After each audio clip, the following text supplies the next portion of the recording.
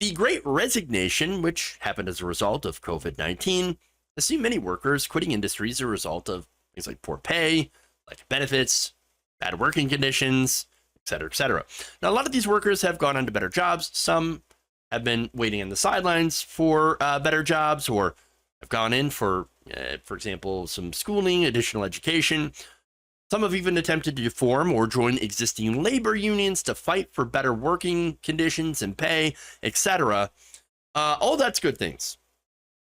However, employers have decided to fight back with a brand new, or I should say, by bringing back an old form of literal indentured servitude. Now you think about that, you hear that, and you think, wait a minute, that's 19th century stuff. No, it's happening now. Truth Out explains. Workers across the United States in fields ranging from nursing to trucking have been discouraged from leaving jobs they don't like or can't afford to keep because employers are now vowing to charge them for training costs if they quit before an arbitrary deadline. Get what this arrangement is called. Literally called TRAPS, or a training repayment agreement provision that is located in many new employment contracts. And it's not necessarily a new phenomenon, as I mentioned, and not even a new in this country. It's been around in certain sectors for certain workers since like the 1990s. But what's concerning is that the adoption of TRAPS is, and it really is kind of amazing that it's even called that. But it's being adopted by many different workplaces now today. Wow. So now, basically, to summarize that, you sign on to work somewhere, you sign the employment contract, you find out after you start working there that it's a toxic workplace, or, there basically there's other deficiencies in the workplace. Maybe they're not safe. Maybe they're not taking safety seriously. Maybe there's some sort of issue there, or maybe you just find out that you don't like the job. Well, too bad for you. You can't really quit. I mean, sure, you could quit, but then you get charged not hundreds, but sometimes thousands of dollars in so-called training costs. You know, the costs that they apparently allegedly incurred to train you for the job, which is insane. Now, this first got attention from lawmakers as a result of a class action lawsuit against the pet store chain PetSmart, as well as reporting from a watchdog group called the Student Borrower Protection Center. Earlier this month, the Senate Banking Committee held hearings examining the agreements and other forms of employer-driven debt. In June, the Consumer Financial Protection Bureau also launched an investigation of employment arrangements that led to workers owing money to their bosses. Now, generally, if you have to owe money to your boss, that usually means that you're in some sort of pyramid scheme. But in this case, no, now it's just normal workplaces like, again, PetSmart, or even, being a nurse or a truck driver. And look, I've talked about truck drivers before being the hook for their rigs, being forced to buy or lease their trucks, leaving them with a massive amount of debt and no way to pay that off reliably. So again, horrifying. So let me give you some of the details of some of the people who went through this.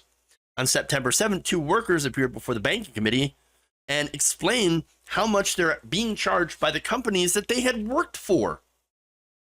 Breanne Scally, lead plaintiff in the class action against PetSmart, told lawmakers about how she was left owing about $5,500 to the company for a dog grooming academy that was initially advertised to her as free. Free, but only if you work for us for long enough. But if you don't, we're going to charge you $5,500. But wait, registered nurse Cassie Pennings also testified about being stuck with about $7,500. More than 6 months rent, she says, after leaving one hospital job because she was appalled by the staffing ratios during COVID-19 and did not want to be complicit in neglecting her patients while on the job. I have talked before about staffing shortages, about nurses, especially ones that have gone on strike, saying that we literally do not have the staff and the tools to be able to do our jobs effectively. I remember one nurse staff saying this, that there would be call lights that would be blinking for 10 minutes or more for somebody who, those are supposed to be answered as soon as possible. Like, for example, if someone, an oxygen hose comes loose, which is a very dangerous thing. You can't leave that going for 10 minutes, or a patient soils themselves, right? You don't want to be in that situation for 10 minutes or more. But unfortunately, with the staffing shortages caused by COVID and also by hospitals not wanting to actually have better working conditions and pay, well, they're now, going through these things.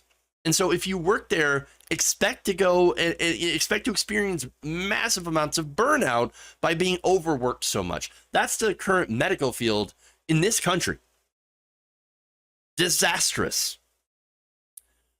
Now, Pennings testified that, quote, despite being one of the most profitable healthcare systems in the nation, my former employer responded to cries for help from the front line with breakfast burritos and free water bottles.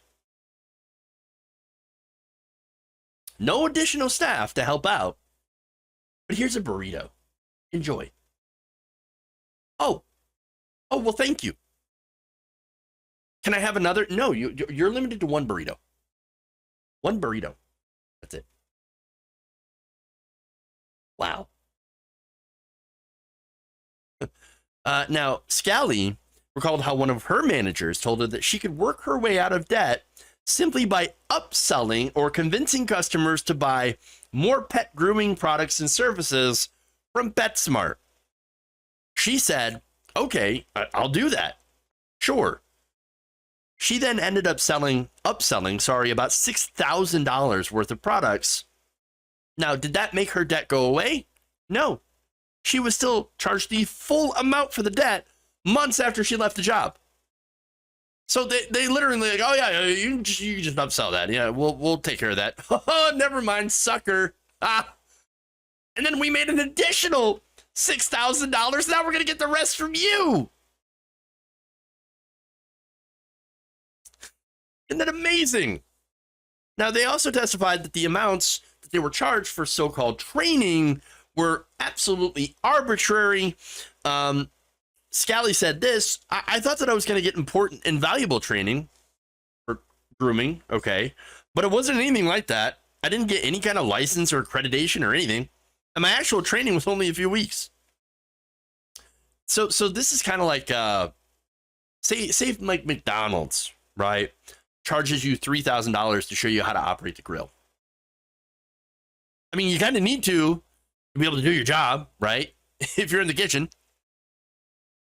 So, but if you leave McDonald's, they're going to be like, oh, that'll be $3,000 for this immense amount of training that we have given you. What? Look, you taught me how to operate the fryer. I mean, you put the fry in, and then you dunk it down, and then you take it back, and then you dump it, right? That's the fryer. That's the fryer. What are you doing? Charging me $6,000 or $3,000 for that? What? Absolutely ridiculous.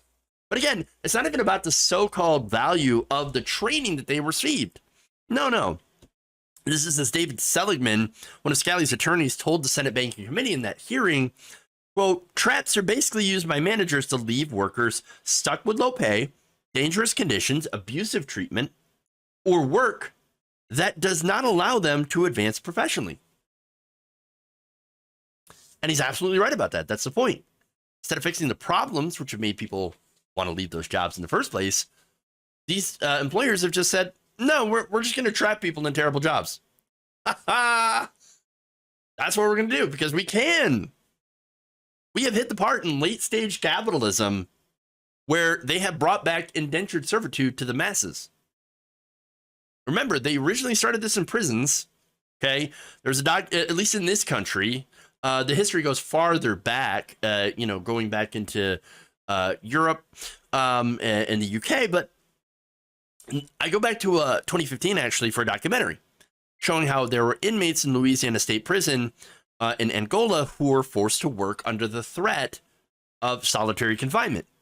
And typically, if you did work and decided to not spend time in solitary, which is torture, by the way, these inmates were paid as little as 2 cents per hour for full-time work. And they worked not just, making license plates or whatever. No, they worked in the fields. They worked in manufacturing warehouses. They worked in kitchens. They worked in many different places. So now businesses took a look at that and they said, yummy in my tummy. How can we do that outside the workplace? Or how do we do that outside of prison in a workplace? Oh, I know. We can just do that by charging an arbitrary amount for training purposes. Ah, yes, that's it. Yes. Now, Seligman said, look, the law does not permit employers or others to provide a work opportunity in exchange for a worker's promise to indenture themselves to their employer through debt. Oh, but it's not the debt. No, it's training. Training, it costs money. So obviously we have to charge them whatever the hell we think our training is worth.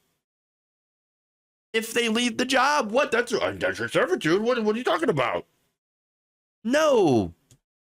Now the response here. I'm sorry. Let me get to one more quote here from Siegelman.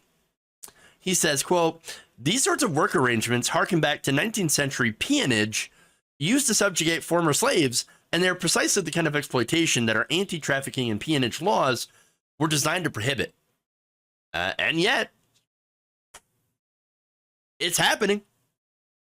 Now, the chair of the committee, Ohio Democrat Sherrod Brown, upon hearing this, had a couple of quotes. He said, "The last time I checked, indentured servitude was illegal in the United States."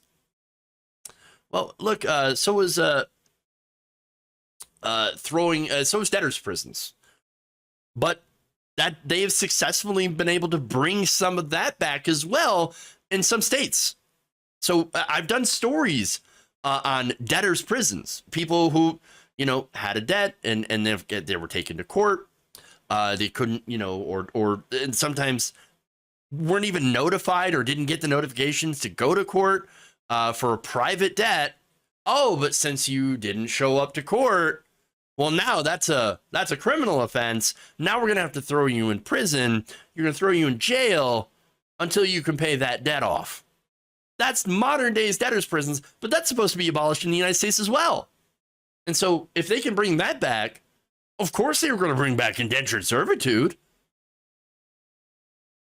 They're always trying to find out different ways to screw over workers and to force them to work for less. They are absolutely relentless in doing so. In fact, here's what Sherrod Brown says. "It looks like some enterprising companies are rebranding it with these new employment contracts." His office told Truthout that the lawmaker is currently considering legislation that would rein in the use of traps by employers, and that he would work with the Consumer Protection Bureau to ensure that consumers are protected from predatory consumer products like traps. But as of now, it is legal in courts generally. Unfortunately, this is according to a recent legal analysis published last year. They found that courts generally uphold the agreements and challenges brought under anti-kickback provisions of the Fair Labor Standards Act, the law that establishes a federal minimum wage. So now that said, there is good news and another way to challenge it. And this comes from the author of the very same study. Loyola Marymount Associate Law Professor Jonathan F. Harris said that another type of legal challenge might prove more successful. Courts could refuse to enforce trap contract language under the unconscionability doctrine. That is a legal principle that allows judges to void agreements containing unreasonable terms dictated by a party with superior bargaining power. Now, again, unfortunately, that would require the judge to actually want to side and to use that legal doctrine. We don't know I mean, it depends on the judge if they are poor corporate or not. If you're dealing, for example, like someone like Judge Neil Gorsuch, Gorsuch rules on behalf of corporations 100% of the time. That's literally why he was picked. That said, theoretically, yes. I mean, you can't argue that employers generally, don't generally have more bargaining power, right? I mean, you can't argue against that. Of course they have more bargaining power. You literally have to work or else you don't get to pay the bills. Now, another thing here is unions were a check on this, right? But until recently, union power has fallen dramatically in this country. And while there is a resurgence in labor power, so far, still relatively small. And, while union membership is still, again, relatively small, despite this, the resurgence in labor, corporations had been ramping this up, the use of these traps, since they started, again, being used in the 90s for highly specialized workers. So ultimately, man, it's not good. This is really messed up, the fact that these employers are able to do this so far with unchecked impunity. We need to fight back. Now, I think we need worker co-ops. I think we need worker protection laws, unionized workplaces, and I hope to see more democracy in the workplace. I want to see more worker-owned businesses that won't do this. I want to see things like more worker co-ops. Those are the things that we need to do to fight against this stuff. If we don't, we're going to continue to slide further into the newest Gilded Age, which is, hey, great for companies, corporations, but real bad for us workers.